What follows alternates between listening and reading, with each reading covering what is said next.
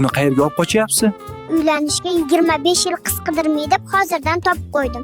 Kimdir ilintirib ketmasdan survoray bu yerdan. Nega bularga pul beryapsiz?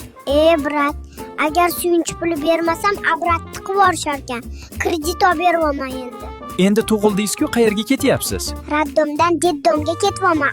Ota-onam suyunchi beraverib bankrot bo'lib surib yuborishibdi. Nega bo'yningiz uzun?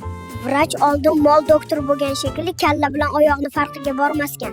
Endi ahvolni qarang, xuddi jirafa. Kim bo'lib ishlaysiz? Men radomda nomer 1 hay-haychiman. 1 minut hay-hay deyishim $100. Faqat zakazga chiqaman. Nima bo'ldi?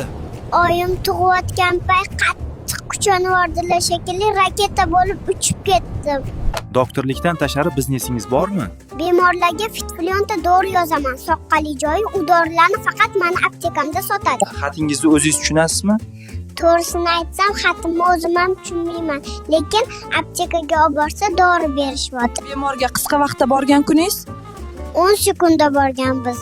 Dashi o'zi kelgan, chunki probkada qolib ketgandik. Amaki, operatsiya yaxshi o'tdimi? Halokat o'zi bitta ukol uchun kelgan edim. Ana bu jinni esa oyog'imni kesib tashabdi.